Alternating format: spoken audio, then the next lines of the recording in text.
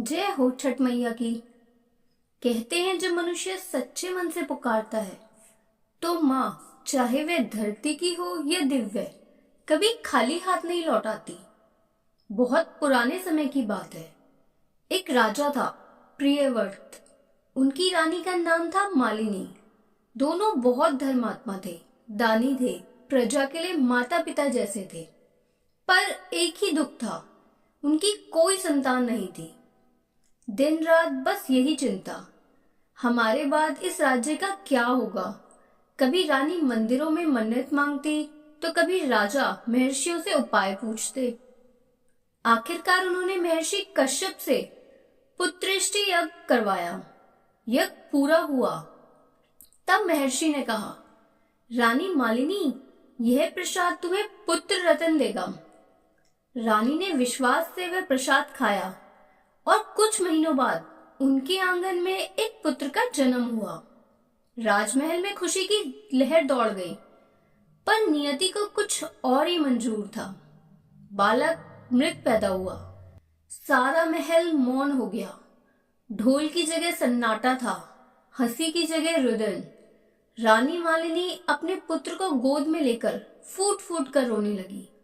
हे भगवान, क्या इतना बड़ा अपराध किया मैंने, जो मुझे मातृत्व का सुख भी नसीब नहीं। तब राजा भी तिलमिला उठे। हमने धर्म का मार्ग अपनाया, फिर ये अन्याय क्यों। रात का तीसरा पहर था। आसमान में चांद ढल चुका था। तभी राजमहल के भीतर एक दिव्य प्रकाश फैल गया और उसी प्रकाश से एक 6 भुजाओं वाली देवी प्रकट हुई। उनकी आंखों में ममता थी, चेहरे पर सौम्यता और कंठ में मधुर करुणा। वे बोली, राजन, मैं देवी षष्ठी हूँ, ब्रह्मा की मानस पुत्री। मैं सभी बालकों की रक्षक हूँ और मातृत्व का वरदान देने आई हूँ। राजा और रानी स्तब्ध रह गए।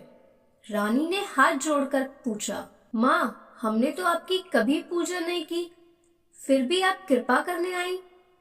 तब माँ मुस्कुराई, बेटी, माँ को बुलाना नहीं पड़ता, आंसू ही सबसे सच्ची पुकार है। फिर उन्होंने कहा, जो भी नारी या पुरुष श्रद्धा और निर्मल मन से कार्तिक शुक्ल षष्ठी को मेरा व्रत करेगा, मैं उसकी झोली संतान सुख से भर दूंगी। इतना कहकर माँ ने अपने कर कमलों से मृत बालक के सिर को स्पर्श किया और चमत्कार हुआ। बालक की सांसें लौट आई। रानी की आंखों से आंसू बह निकले, पर इस बार वे आंसू खुशी के थे। राजा प्रियव्रत ने नतमस्तक होकर कहा, माँ, आज से इस दिन को मैं आपके नाम कर दूंगा। और तब से हर वर्ष कार्तिक शुक्ल षष्ठी के दिन नदी किनारे, घाटों पर माएं, बहनें, बेटियां छठी मैया की पूजा करती हैं। सूर्य के अस्त होते और उदय होते उसे अर्घ देकर माँ का धन्यवाद करती हैं।